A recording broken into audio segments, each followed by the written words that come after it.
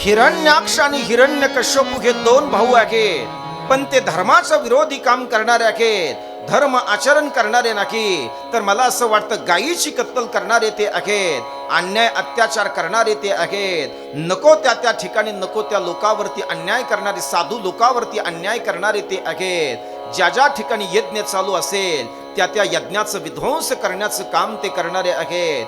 त्यावेळेला भगवंताने हिरण्याक्षाला मारले आणि हिरण्याक्षाला मारल्याच्या नंतर हिरण्यकश्यपूला राग येतोय आणि हिरण्यकश्यपूला राग आल्याच्या नंतर हिरण्यकश्यप असा विचार करतायत, ज्या देवाने माझ्या भावाला मारले ना त्या देवाचं नामस्मरण किंवा त्या देवाचं नाव इथून पुढे माझ्या राज्यामध्ये कुणाला मी घेऊ देणार नाही.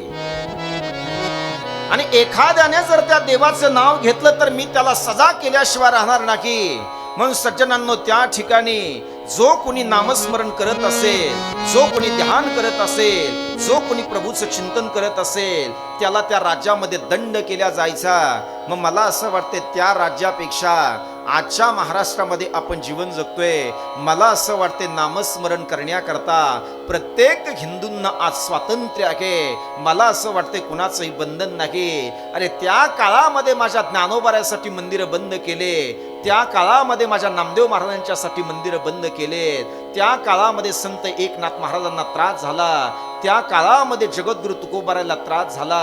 पण हे सगळं काम करत असताना माझे वारकरी संप्रदायाचे संत थांबले नाही. आणि मला असं वाटते आकाश महाराज, जर माझ्या वारकरी संप्रदायाचे संत जर ते थांबले, त्या काळामध्ये जर थांबले असते ना, तर आज MS काकडे कॉलेजमध्ये ही भागवत कथा झाली नसती. अर्थातच सज्जनांनो, हिरण्यकश्यप असा विचार मानतोय की आता इथून पुढे नामस्मरण माझ्या राज्यामध्ये घडणार नाही. त्यावेळेला हिरण्यकश्यप काय करतोय, अरण्यामध्ये जातोय. अरण्यामध्ये गेल्याच्या नंतर तो ब्रह्मदेवाच्या नामाचा जप करतोय. ब्रह्मदेव अर्थातच मला प्रसन्न झाले पाहिजे. एका झाडावरती, झाडाखाली तो बसतोय. झाडाखाली बसून तो ब्रह्मदेवाची तपश्चर्या करतोय. स्वर्गातले सगळे देव लोक असा विचार करतायत, याची जर तपश्चर्या जर फळाला आली, ब्रह्मदेव जर याला प्रसन्न झाले, तर नको ते वर हा मागून घेईल. त्यावेळेला त्या ठिकाणी दोन देव काय करतायत, पुन्हा त्या ठिकाणी सज्जनांनो अर्थातच एका पक्षाचं रूप धारण करतायत.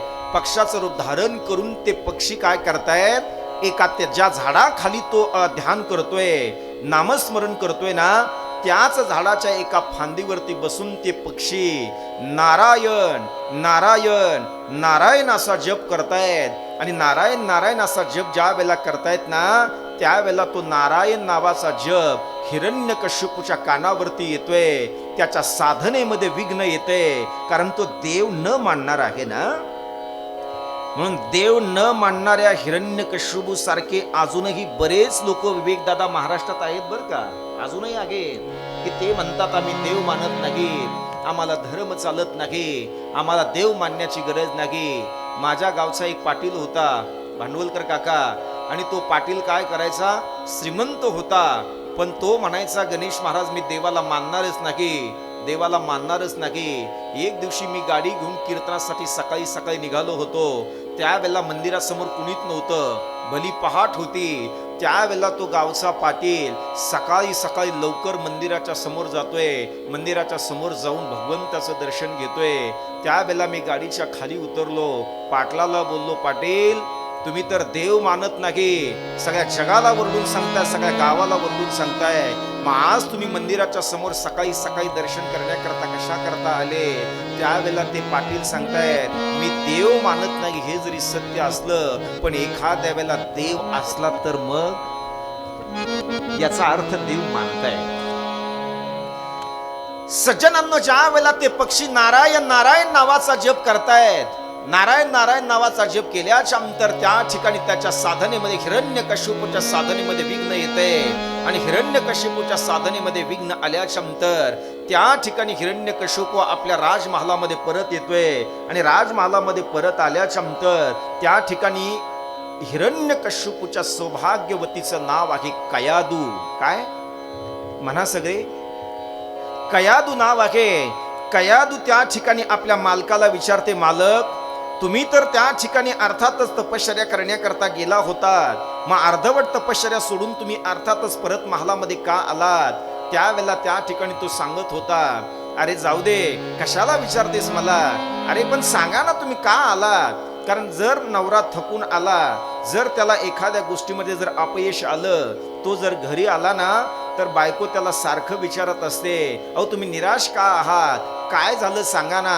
तो म्हणतो काही झालं नाही. अरे काय झालंय सांगा ना? तो म्हणतो काही झालं नाही. मग एक दिवशी अर्थात त्या ठिकाणी सारखं सारखं कयादू विचारते, अहो तुम्ही तपश्चर्या करत असताना तुम्ही पाठीमागे लवकर का आलात? का आलात? त्याला वाटतं आता हिला सांगितलं नाही तरी पुन्हा पुन्हा आपलं डोकं खाईल. खाताना डोकं तुम्ही घरी? अर्थात त्या ठिकाणी आता हिला सांगून टाकू आपण. सांगत असताना तो म्हणतो, अगं काही झालं नाही, मी ज्या झाडाखाली तपश्चर्या करण्याकरता बसलो ना, त्याच झाडावरती 2 पक्षी येऊन बसले आणि ते त्या ठिकाणी नारायण नारायण असं म्हणत होते. त्यावेळेला कयादूला आनंद झाला. माझा मालक देव विरोधी होता, त्याने कधी नारायणाचं नाव सुद्धा घेतलं नाही, पण हा जर या ठिकाणी जर नारायणाचं नाव घेत असेल ना, तर माझ्यासाठी तो आनंदाचा क्षण आहे. कयादू आतमध्ये जाते, तांब्या भरून पाणी घेते, मालकाच्या हातामध्ये देते, पुन्हा हिरण्यकश्यपूला विचारते, अहो ते मगाशी माझ्या कामाच्या गडबडीमध्ये मला लक्षात राहिलं नाही, तुम्ही अरण्यात गेला होतात, तुम्ही त्या पक्षाचं काहीतरी सांगत होतात, ते पक्षी काय म्हणत होते हो मालक? अरे काही नाही, ते नारायण म्हणत होते. पुन्हा ती धुणं धुवायची, पुन्हा मालकाजवळ यायची, काम आटपून आल्याच्या नंतर पुन्हा ती मालकाला विचारायची, अहो मालक जरा तुम्ही काय बोलत होतात मगा, ते माझ्या लक्षात नाही, ते पक्षी काय म्हणत होते हो मालक? अगर तुला सांगितलं ना एकदा, नारायण म्हणत होते, कारण तिला स्वतःच्या मालकाकडून नारायण या जप अर्थात नावाचा जप करून घ्यायचा होता. मला असं वाटतं ती सुद्धा हुशार होती. म्हणून अर्थातच पुरुष मंडळी लक्षात ठेवा, तुमच्यापेक्षा जर हुशार जर कोण असतील ना, तर ह्या घरात हुशार आहेत बरं का. म्हणून यांना नावं ठेवू नका, यांच्यावर अन्याय होऊ देऊ नका, अन्याय करू नका. अर्थातच तुम्हाला काय कीक मारली की तुम्ही बोंबलत कुठेही जाता, पण मला असं वाटतंय भरभक्कमपणे तुमचं घर सांभाळणारी जर कोण असेल ना, तर मला असं वाटतं की या देशातली स्त्री देवता आहे, विसरू नका. तुमच्या बाजूने बोलतो तरी तुमचा रिस्पॉन्स नाही. अर्थात त्या ठिकाणी सज्जनांनो, नारायण नारायण या अर्थात जप केला जातोय. 3 महिन्याची गर्भवती कयादू असते, सारखं सातत्याने ती त्या ठिकाणी नारायण नारायण नावाचा जप करून घेते. आणि नारायण नारायण नावाचा जप ज्या वेळेला ती करून घेते ना, त्यावेळेला सज्जनांनो प्रसंग असा होतोय की त्यांच्या दोघांचा नारायण नारायण जप करत असताना संग घडतोय. आणि नारायण नारायण जप करत असताना ज्या वेळेला संग घडतोय ना, त्यावेळेला मला असं वाटतंय या भारत देशाचा आणि हिंदू धर्माचा उद्धार करणारा मुलगा त्यांच्या उदरी जन्माला येतोय. त्या मुलाचं नाव आहे भक्त प्रल्हाद. सज्जनांनो, ज्या वेळेला त्या ठिकाणी भक्त प्रल्हादाचा जन्म होतोय आणि भक्त प्रल्हादाचा जन्म होत असताना तो त्या ठिकाणी नारायण नारायण नावाचा जप करतोय. नारायण नारायण नावाचा जप करत असताना हिरण्यकश्यपूचं ब्रीद होतं की माझ्या राज्यामध्ये मी कुणाला नारायण नावाचा जप करू देणार नाही. पण त्याला हे माहित नाही की मी नारायण नावाचा जप केल्यामुळे माझ्या उदरी महान भगवत भक्त जन्माला आलाय. पण त्याने पुन्हा अर्थात त्या ठिकाणी सगळ्यांना सांगितले, नगरामध्ये दौंडी देऊन टाकली, आजपासून माझ्या नगरामध्ये कुणीही या ठिकाणी नारायणाचं नाव घ्यायचं नाही. पण त्या ठिकाणी महान भगवत भक्त प्रल्हाद जो आहे ना, तो लहान लहान सवंगड्याला एकत्रित करतोय. लहान लहान सवंगड्याला एकत्रित केल्याच्या नंतर त्या सवंगड्याला कडनं तो त्या ठिकाणी प्रभूचं भजन करून घेतोय, त्यांना नारायण नारायण असा जप करायला लावतोय. त्यावेळेला एक सेवक हिरण्यकश्यपूकडे जातोय. हिरण्यकश्यपूकडे गेल्याच्या नंतर त्या ठिकाणी सांगितल्या जाते की महाराज, एकाला एक नियम आणि दुसऱ्याला दुसरा नियम असं चालणार नाही. आम्हाला तुम्ही सगळ्यांना या ठिकाणी सांगितले की नगरामध्ये कुणी नारायण नाव घ्यायचं नाही. पण तुमच्या उदरी जन्माला आलेला जो मुलगा आहे ना, तो मुलगा तर नारायण नारायण नावाचा जप करतोय. मग नारायण नावाचा जप करत असेल तर मग तुम्ही तुमच्या मुलाला दंड का करत नाही? त्यावेळेला हिरण्यकश्यप असा विचार करतोय, आता हा जर नारायण नारायण जर जप करत असेल ना, तर याला या ठिकाणी शाळेमध्ये नेऊन घातलं पाहिजे. याला नगरात नाही ठेवायचं, याला शाळेत नेऊन घातलं पाहिजे. मग तुम्ही असं म्हणाल त्या काळामध्ये शाळा होत्या का? हा, होत्या ना शाळा. शाळा का नव्हत्या? त्या काळामध्ये इतकी सुंदर शाळा होती. शुक्राचार्य, दैत्य गुरु शुक्राचार्याच्या शाळामध्ये त्या ठिकाणी भक्त प्रल्हादाला नेऊन टाकल्या जाते. शाळा हा विषय निघाला म्हणून थोडस बोलू द्या. तुम्ही इंग्लिश मीडियमला तुमची मुलं टाकतायत, माझा आक्षेप नाही. तुम्ही आणखी चांगल्या चांगल्या शाळेमध्ये तुमची मुलं टाकतायत, त्याबद्दलही माझा आक्षेप नाही. पण जिल्हा परिषद शाळेमध्ये टाकलेली मुलं सुद्धा या महाराष्ट्रात कलेक्टर झालेत, हे मला आवर्जून सांगायचंय तुम्हाला. अरे इंग्लिश मीडियम मध्ये काय शिकवतायत सांगा बरं तुम्ही मला. मम्मी आणि डॅडी याच्या पलीकडे काय शिकवतायत? पण मला असं वाटतं जिल्हा परिषद शाळेमध्ये जर तुमचा मुलगा आणि मुलगी जर गेले, तर मला असं वाटतं कमीत कमी ते तुम्हाला आई आणि बाबा म्हणल्याशिवाय राहणार नाही. म्हणून इंग्लिश मीडियमच्या शाळा जपल्या पाहिजे का न जपल्या पाहिजे हा माझा विषय नाही, पण या महाराष्ट्रातल्या जिल्हा परिषदेच्या शाळा जगल्या पाहिजेत, त्याच्यासाठी तुम्ही पुढाकार घेतला पाहिजे. अरे श्रीमंताचे लोक टाकतील हो, पण गरिबाने काय करायचे? जो दिवसभर कामाला जातोय त्याच्याकडे थोडे पैसे येत आहेत, त्याने आपले मुलं कुठे टाकायचे? मला असं वाटतं त्याच्यासाठी सर्वोत्तम पर्याय जर कोणता असेल तर जिल्हा परिषदेच्या शाळा हा त्याच्यासाठी सर्वोत्तम पर्याय आहे. गरीबाची ती माय आहे, आणि गरीबाची ती माय असेल तर त्या माईला आपण जपलं पाहिजे ना. त्या मातृभूमीचं संरक्षण करणारी आहे, महाराष्ट्राला दिशा देणारी ती आहे. महाराज, आपण लहान लहान होतो ना, त्यावेळेला तुमचं आणि माझं शिक्षण हे जिल्हा परिषद शाळेतच झालंय. मग जिल्हा परिषद शाळेत शिक्षण होऊनही जर या व्यासपीठावरती बसून जर आपण भागवत कथेसारखा ग्रंथ जर सांगू शकतोय, तर तुम्ही 100% वेळ दिल्याशिवाय तुम्ही कलेक्टर का होणार नाही? हिरण्यकश्यप असा विचार करतो, याला नगरामध्ये ठेवायचं नाही तर याला शाळेमध्ये पाठवायचे. मग शुक्राचार्याच्या शाळेमध्ये त्याला नेऊन टाकल्या जाते. शुक्राचार्याच्या शाळेमध्ये नेऊन टाकल्यानंतर त्या ठिकाणी भक्त प्रल्हादाचं मन त्या शाळेमध्ये लागत नाही, कारण ते राक्षसाची शाळा आहे. भक्त प्रल्हाद असा विचार करतोय, माझं मन या ठिकाणी लागत नाही, शाळा मला काही आवडली नाही. एखाद्या वेळेला असं होतं, आपण जर आपल्या मुलाला जर एखाद्या शाळेमध्ये जर टाकलं ना, तर त्यांना ती शाळा आवडत. मला सुद्धा एकदा आमच्या तालुक्याच्या शाळेमध्ये टाकलं होतं, मला ती शाळाच आवडत नव्हती. आणि ज्या वेळेला मला त्या शाळेत टाकलं ना, त्यावेळेला मी रोज गपचिप त्या ठिकाणाहून घरून अर्थात पळून यायचो, कारण शाळा आवडत नव्हती ना. ते रोज पळून यायचो. त्यावेळेला घरचे सगळे माझ्या नावाने आरडा करायचे, अरे दादा, तुला चांगल्या शाळेत टाकले, तू रोज घरी पळून येतोस, अरे काही अभ्यास कर, तुला मोठं व्हायचं नाही का? त्यावेळेला काय झालं, एक दिवशी मी असा दांडी मारून घरी आलो आणि शाळेमध्ये मी अर्ज दिला होता की आज माझे आजोबा मेलेत. कटाळा आलाय शिकायचा, आजोबा मेलेत असा ज्या वेळेला मी अर्ज दिला आणि घरी आलो, मग त्यावेळेला त्या शिक्षकांनी शहानिशा करण्यासाठी ते माझ्या घरी आले. घरी आल्याच्या नंतर माझ्या आजोबा असे ओट्यावरती बसले होते. आजोबा ओट्यावरती बसल्याच्या नंतर माझे आजोबा बोलतायत, अरे गणेश, अरे बघ तिकडनं तुझ्या शाळेतले गुरुजी आले, तू लपून बस. त्यावेळेला मी आजोबाला सांगितलं, आजोबा, मला तुम्ही लपायला सांगू नका, तुम्ही लपा, कारण मी शाळेत अर्ज असा दिलाय की माझा आजोबा मेलाय, तुम्ही लपा लवकर.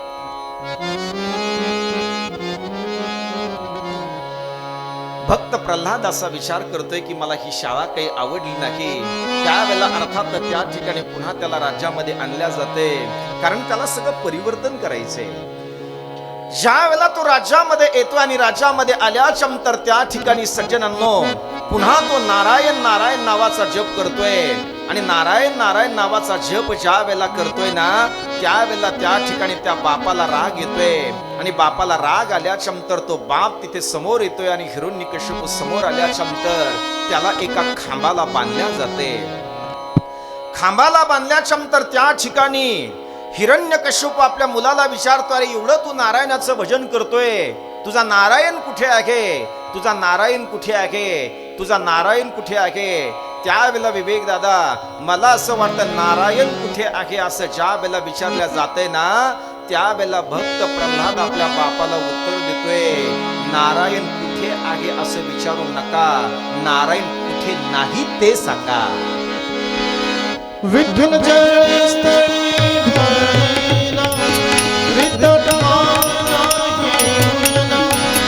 आज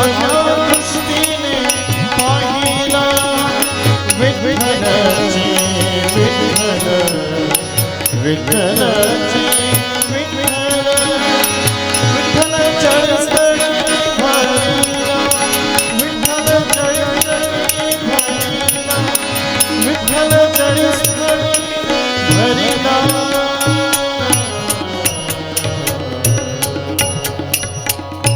देव जर काष्टी पाषाणी असेल, देव जर जरीस्तरी असेल, तर पुन्हा विवेक दादा असा एक प्रश्न विचारला जातोय, अरे ज्या खांबाला मी तुला बांधले त्या खांबामध्ये तुझा नारायण आहे का?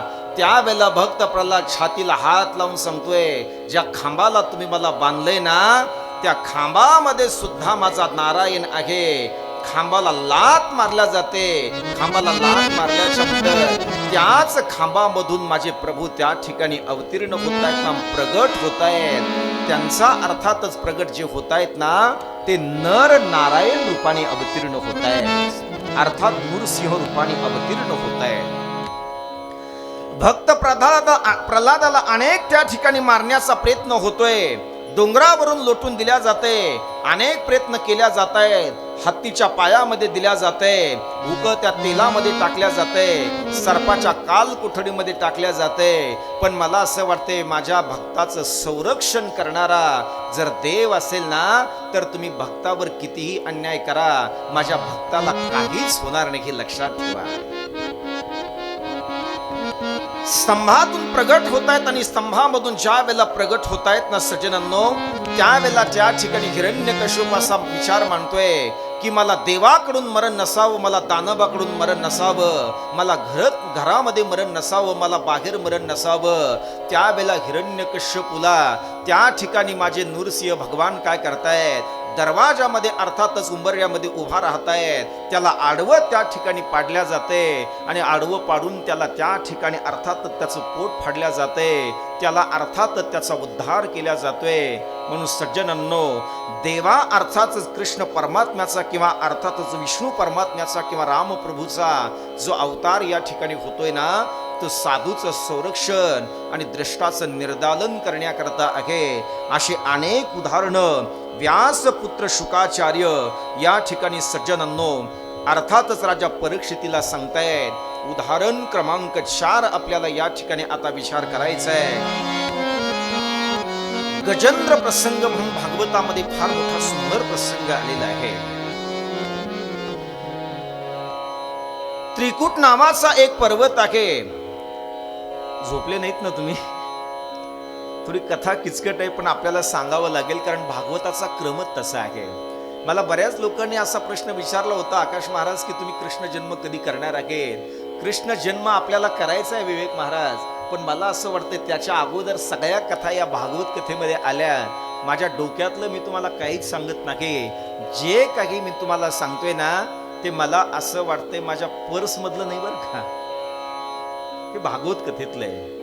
पर्स वागवता ना तुम्ही सगळ्या, कितीही श्रीमंताची बायको असू द्या, नवे मुख्यमंत्र्याची जरी बायको असली ना तरी त्या पर्समध्ये काहीच नसतं. एकदा आळंदीला मी शिक्षण घेत असताना आम्हाला आणि आमच्या विवेक दादाला एक पर्स सापडली बरं का, महिला मंडळ. ज्या वेळेला ती पर्स सापडली ना त्यावेळेला विवेक दादाला म्हटलं चला लवकर धर्मशाळेत जाऊ आपण, आता पर्समध्ये नक्कीच काहीतरी असेल. त्यावेळेला मी पर्स घेऊन आळंदीत अर्थात धर्मशाळेत आलो. धर्मशाळेत आल्यानंतर आमच्या विवेक महाराजांनी ती पर्स काढली. पर्स काढल्यावर सगळे कप्पे आम्ही त्याच्यात पाहिले. आमच्या बापाला काही सापडलं? शेवटी एक कप्पा खोलला आणि एक कप्पा खोलल्याच्या नंतर त्याच्यामध्ये 6 टिकल्या दिसल्या. त्यावेळेला विवेक महाराजाला म्हटलं तुम्ही 3 लावा मला 3 द्या. आता जे काही मी तुम्हाला या ठिकाणी सांगतोय ना सज्जनांनो हे सगळं भागवत कथेचा विचार आहे. गजेंद्र प्रसंग हा अत्यंत महत्वाचा प्रसंग आहे. ऐका, त्रिकूट नावाचा पर्वत त्या ठिकाणी तो गजेंद्र राहतोय.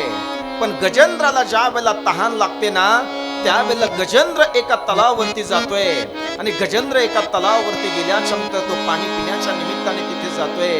पाणी पिण्याच्या निमित्ताने गेल्याच्या नंतर त्याच डोहामध्ये नक्र राहतोय आणि गजेंद्र तिथे गेल्याच्या नंतर नकराचा पाय त्या ठिकाणी पकडल्या जातोय.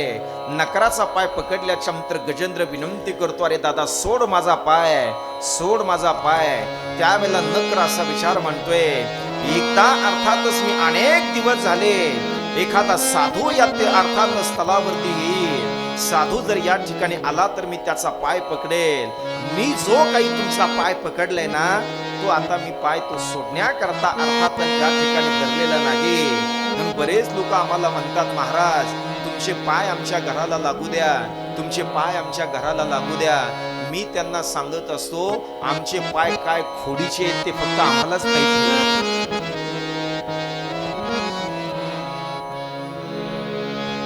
एक माणूस आकाश महाराज माझ्या जवळ आला, मला म्हणे महाराज आशीर्वाद द्या, खूप सुंदर कथा सांगताय तुम्ही, आशीर्वाद द्या. अरे म्हणलं काय आशीर्वाद देतोय, माझंच अजून कल्याण झालं नाही तर माझ्या आशीर्वादाने तुझं काय कल्याण होणार आहे. म्हणे नाही महाराज आशीर्वाद द्या, नाही महाराज आशीर्वाद द्या. मी त्याला आशीर्वाद दिला, जा तुझं कल्याण होईल.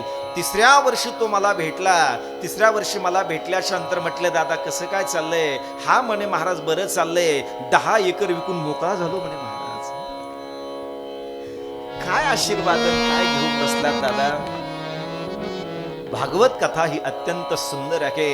भागवत कथा ही तुम्हाला मानव बनवणारी कथा आहे. नक्र ज्या वेळेला गजेंद्राचा पाय पकडतो आणि नक्र गजेंद्राचा पाय पकडत असताना त्या ठिकाणी अर्थातच गजेंद्र पुन्हा पुन्हा विनंती करतो, अरे सोड. नक्र अर्थातच सोडायला तयार नाही. मात्र गजेंद्र त्या ठिकाणी देवाचा धावा केल्याशिवाय राहत नाही. गजेंद्र देवाचा धावा करतायत आणि गजेंद्र देवाचा धावा केल्याच्या नंतर त्या ठिकाणी मात्र माझे प्रभू आल्याशिवाय राहत नाही. कोठे गुंतलासी द्वारकेच्या राया, कोठे गुंतलासी द्वारकेच्या राया, वेळ सखया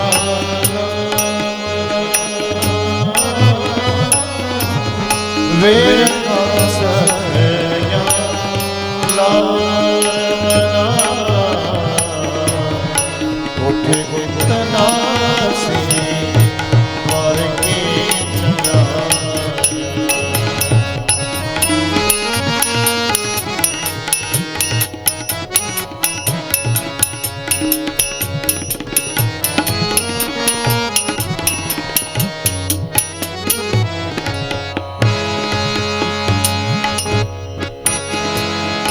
दीनानाथ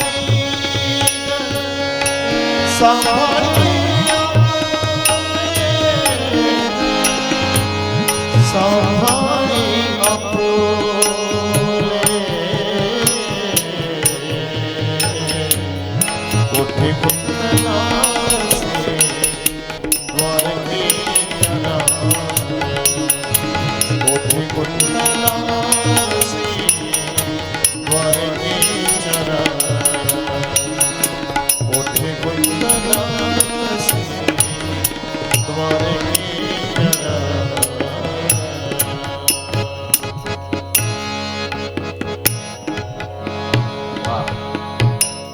गजेंद्राचा धावा त्या ठिकाणी अर्थात गजेंद्र प्रभूचा धावा करतायत. आणि गजेंद्र ज्या वेळेला प्रभूचा धावा करतायत ना, गजेंद्राचा धावा तुवा केला विठाई. त्यावेळेला धावा केल्याबरोबर माझा अर्थातच परमात्मा त्या ठिकाणी येतोय. परमात्मा त्या ठिकाणी आल्याच्या नंतर गजेंद्राची सोडवणूक करत असताना नक्र मात्र पाय सोडायला तयार नाही. त्यावेळेला देव नकराला सांगतायत, अरे दादा सोड त्याचा पाय, मला याला अर्थातच माझ्या सोबत घेऊन जायचंय. त्यावेळेला नक्र त्या ठिकाणी उदासीन होऊन परमात्म्याशी बोलतोय, प्रभू तुम्ही तर सांगतायत की संतांच्या पायाजवळ गेलं पाहिजे, संतांचे पाय पकडले पाहिजे. मी माझ्या जीवनामध्ये काय चुकीचं केलंय. मी तर गजेंद्राचा पाय पकडलाय, गजेंद्राने तुमचं नामस्मरण केलंय, पण ज्याने तुमचं नामस्मरण केलंय ना त्याचा पाय मी पकडलाय. मग त्याला जर तुम्ही स्वर्गामध्ये घेऊन जाणार असाल तर मग मी तर संतांच्या चरणाजवळ आहे, त्याला तुम्ही विमानामध्ये घेऊन जात असाल ना तर मला सुद्धा तुम्ही विमानामध्ये घेतलं पाहिजे. म्हणून सज्जनांनो, भागवत कथेचा सिद्धांत ऐका. गजेंद्रासाठी तर विमान येतच, गजेंद्रासाठी तर प्रभू येतात, पण देवाला त्या ठिकाणी न्याय करावा लागतोय. माझ्या साधूचे पाय जो पकडत असेल, माझ्या साधूच्या पायाजवळ जो बसत असेल ना त्याला सुद्धा मला या ठिकाणी अर्थातच आता स्वर्गामध्ये नेलं पाहिजे. म्हणून गजेंद्राचा उद्धार तो होतोच, पण नकराचा सुद्धा उद्धार होतोय. हा आदर्श शिकवणारी कथा या हिंदुस्थान मध्ये कोणती असेल तर त्या कथेचं नाव आहे श्रीमद भागवत कथा. असे जे साधू आहेत त्या साधूचं संरक्षण करण्याकरता, त्यांचा अर्थातच सज्जनांनो अर्थात त्यांचा सांभाळ करण्याकरता प्रभू या ठिकाणी अवतीर्ण होणार आहेत. या सगळ्या कथा आपण पाहणार आहोत. पण या सगळ्या कथा पाहत असताना कृष्ण जन्माच्या अगोदर आपल्याला दत्त जन्माची कथा सुद्धा या ठिकाणी पाहावं लागेल. दत्त जन्म जोपर्यंत होत नाही तोपर्यंत कृष्ण जन्म आपल्याला या ठिकाणी करता येणार नाही. म्हणून सज्जनांनो, आपल्या सनातन वैदिक हिंदू धर्मामध्ये एक पतिव्रता होऊन गेली. त्या पतिव्रतेचं नाव आहे अनुसया. अनुसयाचा अधिकार इतका महान होता, इतका महान होता. अनुसयाचा अधिकार 1 मिनिटामध्ये जाता जाता सांगतो. अनुसया काय करते, उखळामध्ये काहीतरी कुटत असते आणि उखळामध्ये कुटत असताना आपल्या मालकाने आवाज दिलाय की अनुसये मला पाणी पिण्याकरता पाहिजे. त्यावेळेला आवाज कधी दिला होता नीट ऐका. ज्या वेळेला ती अर्थात ती कांडत होती ना, त्यावेळेला मुसळ असं खालीवरती जात होतं आणि मुसळ खालीवरती जात असताना ज्या वेळेला त्या मुसळाचा हात वरती गेला ना, त्यावेळेला तिकडून मालकाचा आवाज आला आणि मालकाचा आवाज आल्याच्या नंतर मालक पाणी मागतायत. हे ज्या वेळेला अर्थ अनुसयाला समजते त्यावेळेला ते मुसळाचा हात सोडून दिला जातोय आणि मुसळाला त्या ठिकाणी अनुसया बोलते, जोपर्यंत मी माझ्या मालकाला पाणी देणार नाही ना तोपर्यंत तू असंच थांबायचं. खाली बसलेल्यापैकी कोणी प्रयत्न करू नका बरं का. असा डोक्यात जर का मुसळ पडलं तर मी त्याला जबाबदार. म्हणून विवेक दादा वारकरी संप्रदायाचं प्रमाण आपल्याला असं शिकवतंय, अरे पतिव्रता तिला म्हटल्या जाते की तिची देवावर सुद्धा सत्ता असते, हे लक्षात ठेवा. तुका म्हणे पतिव्रता, तुका म्हणे पतिव्रता.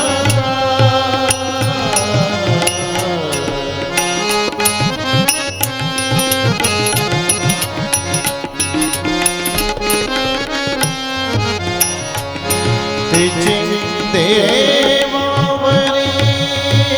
सत्ता,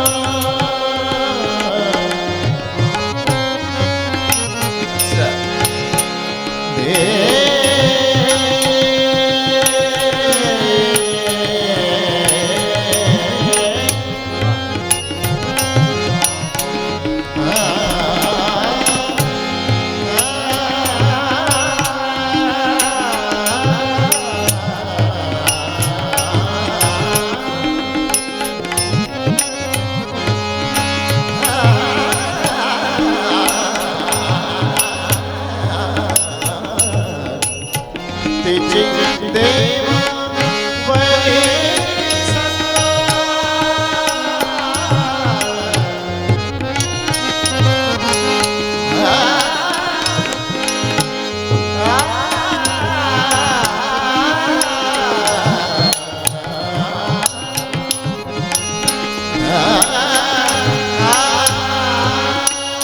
तिची देवावरी सत्ता. तुका म्हणे पतिव्रता, तुका म्हणे पतिव्रता, तुका म्हणे पतिव्रता, पतिव्रता, पतिव्रता.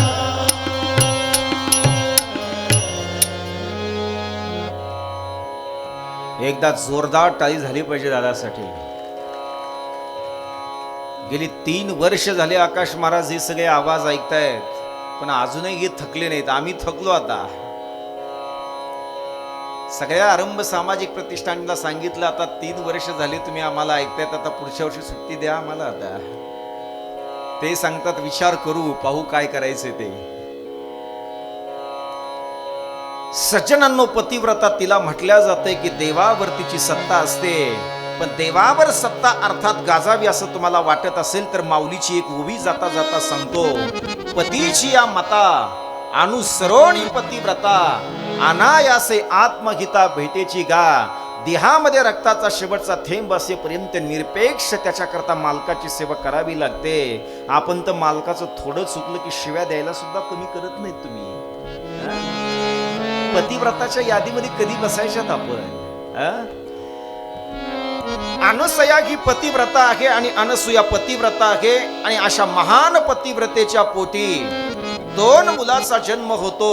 पहिला जो मुलगा आहे त्या मुलाचं नाव आहे दुर्वास. आणि दुसरा जो मुलगा जन्माला येतोय ना, मला असं वाटतं त्या मुलाचं नाव आहे भगवान दत्तात्रय. मग देव जर त्या माईच्या पोटी जर जन्म घेत असेल तर विचार करा त्या माईची कुस किती भाग्यवान असेल. भगवान दत्तात्रयाचा त्या ठिकाणी जन्म होतोय. सगळा अतिशय आनंदी आनंद आहे. आणि भगवान दत्तात्रयाचा जन्म झाल्याच्या नंतर त्या ठिकाणी सज्जनांनो भजन चालू होते. ते भजन सुद्धा आपल्याला 2 मिनिट सगळ्यांना या ठिकाणी करायचे. हाताने टाळी वाजली पाहिजे. आता जरा थंडी आहे का कमी आहे? हं? ब्रह्मा विष्णू आणि महेश्वर सामोरे बसले मनाही टाळी. दत्तगुरु दिसले मनाही. बबलू भैया सगळ्यांना पाठीमागून फुलं वाटत आहे. आता डिस्टर्ब न करता फुलं आणलेली आहेत का आपल्याकडे?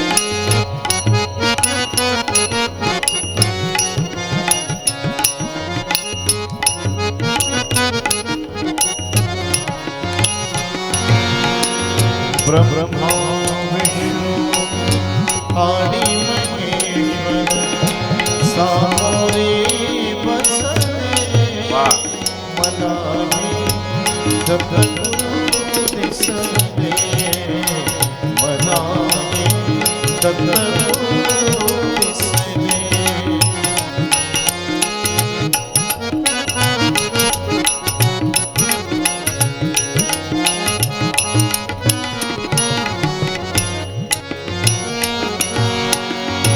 तुम्हीच सारी किमया, तुम्हीच सारी किमया, कृतार्थ झाली माझी काया.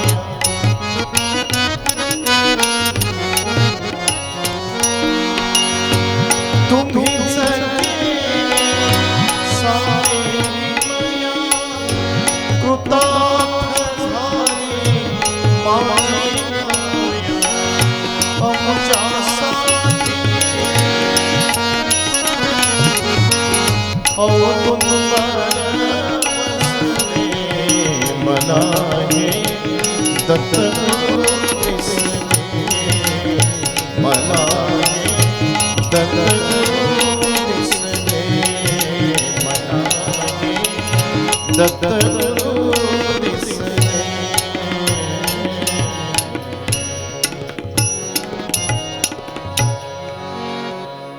भगवान दत्तात्रयाचा जन्म होतो. सगळ्यांनी एकदा गर्जना करायची. अवधूत चिंतन श्री गुरुदेव दत्त दत्त दत्त. तुमचा आवाजच नाही आला हो. सगळ्यांनी एकदा अवधूत चिंतन श्री गुरुदेव. वा शाबाश. सज्जनांनो भगवान दत्तात्रयाचा जन्म होतो. त्याच परोपरीने पुढे राम जन्माची सुद्धा कथा भागवत कथेमध्ये आलेली आहे. ती जर मी आता सांगायला लागलो तर पुन्हा तुम्ही म्हणाल की महाराज तुम्ही रामायण सांगायला लागले की काय. मग आता तुम्ही अर्थात गेल्या वर्षी ऐकलेलीच आहे. त्या कथेला आपण थोडंसं आता पाठीमागे ठेवून पुढे आपण जाणार आहोत. 24 अवताराची कथा म्हणजे भागवत कथा आहे. मग एका एका अवताराचा जर विचार केला ना तर मला असं वाटतंय 7 दिवसामध्ये एकच अवतार संपणार नाही तर बाकीचे तसे शिल्लक राहतील ना. म्हणून आपल्याला थोडा थोडा विचार करून पुढे जावं लागेल. पुढे जात असताना आपल्याला या ठिकाणी सुंदर प्रकारे कृष्ण जन्माचा आनंद उत्सव साजरा करायचा आहे. कृष्ण जन्माचा आनंद साजरा करत असताना काल मी तुम्हाला सांगितलं होतं की सुंट वड्याचा प्रसाद घेऊन यायचा आहे. किती जणीने आणला जरा हात वर करा बरं. ठीक आहे, धन्यवाद आहेत तुम्हाला. पण बाकीच्यांनी यांनी आणलेला प्रसाद घेतल्याशिवाय जाऊ नका. म्हणून या ठिकाणी सज्जनांनो कृष्ण परमात्म्याचं अर्थात प्रागट्य होणार आहे. पण दुर्दैव असं आहे की माझ्या वसुदेव आणि देवकी यांच्या उदरी माझ्या परमात्म्याचं प्रागट्य होणार आहे. पण परिणाम असा होतो की कंसाने त्यांना बंदीशाळेमध्ये टाकलेलं आहे. म्हणे कंस मामा इतका विचित्र आहे. माझ्याकडे लक्ष द्या, झाली आपली कथा आता. कंस मामा इतका विचित्र आहे, कंस मामा इतका विचित्र आहे. महाराज कंस मामा जो होता ना, तो देवकीचा सक्का भाऊ नाही तर तो चुलत भाऊ होता. पण त्याने आपल्या बहिणीला बंदीशाळेमध्ये टाकले. का टाकले? कारण हिच्या पोटी जो मुलगा जन्माला येणार आहे ना, तो माझा वध करणार आहे. अरे त्याला कसा वध करायचा आहे हे तू भगवंताला आणि अर्थातच या ठिकाणी कोण शिकवणार आहे? त्याने उत्पत्तीच तुझी केली आहे. कंस मामा म्हणून या महाराष्ट्राच्या, या देशाच्या आणि या जगाच्या इतिहासामध्ये असे काही मामा होऊन गेले की त्या मामाने भाषाचं वाटोळ केल्याचा इतिहास आहे. मी नावं सांगतो, तुम्ही यादी मोजा. कंस मामा भाषाचं वाटोळ, शकुनी मामा भाषाचं वाटोळ, बसलेले मामा भाषाचं. मला असं वाटतं इतिहासामध्ये असे अनेक मामा होऊन गेले की त्या मामाने भाषाचं अर्थातच वाटोळं केल्याचा इतिहास आहे. पण या व्यासपीठावरून सांगायला मला आनंद वाटतोय, या महाराष्ट्राच्या मातीमध्ये असे एक मामा होऊन गेले की त्या मामाने महाराष्ट्राचा उद्धार केलाय. त्या मामाचं नाव आहे सद्गुरू मामासाहेब दांडेकर. सज्जनांनो, कंस मामाला भीती वाटते. कृष्णाचा अर्थातच जर जन्म, अर्थातच जर प्रागट्य झालं तर तो मला मारेल म्हणून बंदी शाळेमध्ये टाकल्या जाते. म्हणून रामप्रभूच्या जीवनचरित्राचा विचार जर तुम्ही पाहिला ना, तर माझ्या रामप्रभूचं प्रागट्य हे राजवाड्यामध्ये होतंय. पण माझ्या कृष्ण परमात्म्याचं प्रागट्य रात्री 12 वाजता कंसाच्या कारागृहामध्ये होतंय. पण प्रागट्य ज्या वेळेला कंसाच्या कारागृहामध्ये होतंय ना, त्यावेळेला देवकी माता रडायला लागते. कारण माझ्या मुलाला जर याने मारलं, कारण हा क्रूर आहे, याला अर्थातच दया नाही, हा माझ्या मुलाला मारेल. त्यावेळेला त्या ठिकाणी आपल्या मालकाला विनंती केल्या जाते की जनी कंसासी करेल, बा माझ्या बाळाला अर्थात तो मारेल. मग लपवा लपवा जग जेठी, तुम्ही माझ्या जग जेठीला लपवा, कुठेतरी याला ठेवा, सुरक्षित तरी हलवा. कारण कारागृहामध्ये जरी मुलाचा जन्म झाला असला ना, तरी अर्थातच देवकीला आणि या ठिकाणी सज्जनांनो अर्थातच वसुदेवाला हे माहित नाही की जगाचा बाप आपल्या पोटी अवतीर्ण झालेला आहे. त्या ठिकाणी ज्या वेळेला प्रागट्य माझ्या कृष्णाचं होतंय, कृष्णाचं प्रागट्य झाल्याच्या नंतर त्यांच्या हातापायाला ज्या काय बेड्या बांधलेल्या होत्या ना, ते बंधन आपोआप त्या ठिकाणी गळून पडतायत. अरे जिथे कृष्ण आहे तिथे हे सर्व सामान्य बंधन काय करणार आहेत? आपोआप दरवाजा खोलला जातोय आणि कारागृहाचा दरवाजा खोलल्याच्या नंतर माझे वसुदेवजी काय करतायत? टोपलीमध्ये त्यांना घेतायत. कृष्ण जन्माचा आनंद जो आहे ना, मला असं वाटतं कृष्ण जन्माचा आनंद हा मथुरेमध्ये नाही, तर कृष्ण जन्माचा आनंद जर कुठे असेल ना, तर तो गोकुळामध्ये आहे. म्हणून त्या ठिकाणी एका टोपलीमध्ये माझ्या परमात्म्याला घेतल्या जाते. टोपलीमध्ये परमात्म्याला घेऊन त्या ठिकाणी गोकुळामध्ये आणल्या जाते. पण गोकुळामध्ये जात असताना त्या ठिकाणी सज्जनांनो, जात असताना यमुना माता दुथडी भरून वाहते. पलीकडे जायचंय कसं? त्यावेळेला वसुदेवजी आपल्या टोपलीमध्ये कृष्णाला घेऊन पलीकडे जातायत ना, त्यावेळेला यमुना माता आणखी दुथडी भरून वाहते. का भरून वाहते? तुम्ही तर असं म्हणाल आता परमात्म्याला तर पलीकडे काठावर न्यायचंय ना, मग यमुनेने थांबलं पाहिजे होतं. मग यमुना दुथडी भरून का व्हायला लागते? कारण यमुना माता असा विचार करते, मला माझ्या जीवनामध्ये जी आता संधी प्राप्त झाली ना, मी जर माझ्या कृष्णाचं दर्शन नाही घेतलं तर मग मात्र मला माझ्या कृष्णाचं दर्शन कधीही होणार नाही. अर्थात माझ्या कृष्ण परमात्म्याच्या चरणाचं दर्शन मला घ्यायचंय.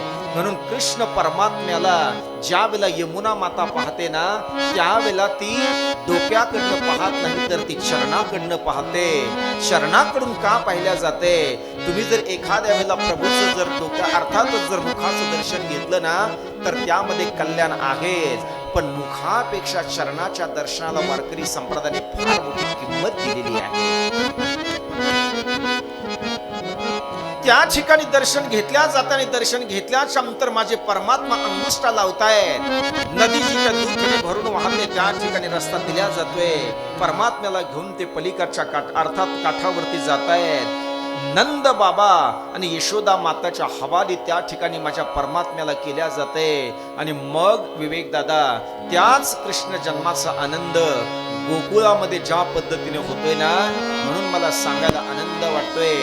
आज काकडे कॉलेज मैदान हे सज्जनांनो, या ठिकाणी जे मैदान आहे ना, ते आज मैदान नाही तर ते गोकुळ आहे, लक्षात ठेवा. नंद घर आनंद भयो जय कन्हैया लाल की.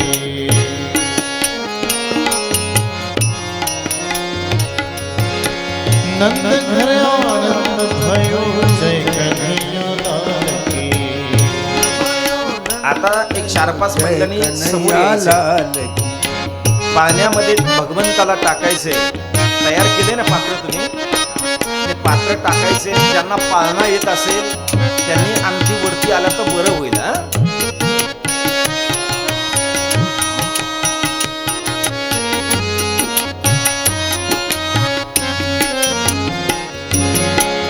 कोटि ब्रह्मांड के अधिपति लाल की.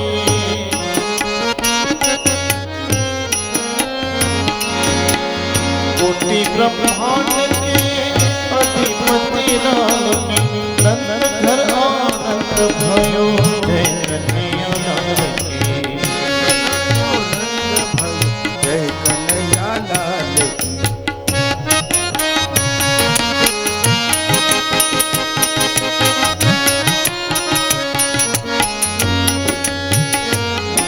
टाळी वाजवा. पाठीमागच्या महिला मंडळ कृष्ण जन्माचा आनंद साजरा करताय, तुम्ही अशा बसलात. भूक लागली का तुम्हाला? हाथी लियो घोड़ा लियो और लियो पालकी. हाथी लियो घोड़ा लियो पालकी. नंद घर आनंद भयो जय कन्हैया लाल की. भयो जय कन्हैया लाल की.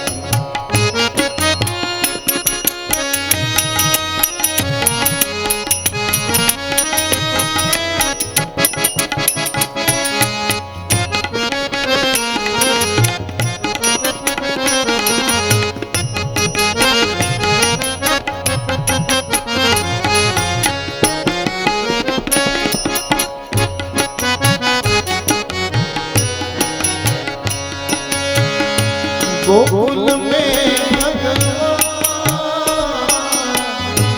गोकुल में भगवान प्रगट भये.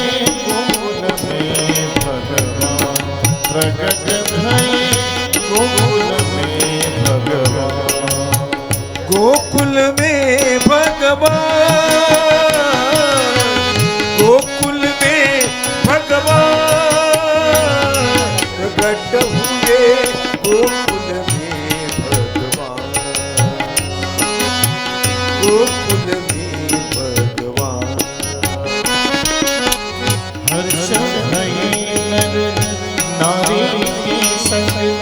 हर्ष भये नर नारी के संग. उमड़ाते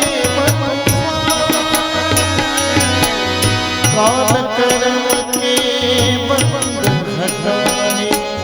काल कर्म के बंद हटाने. भरे अवतार भरे अवतार प्रगट भये. गोकुल में भगवान प्रगट भये. गोकुल में भगवान प्रगट भये.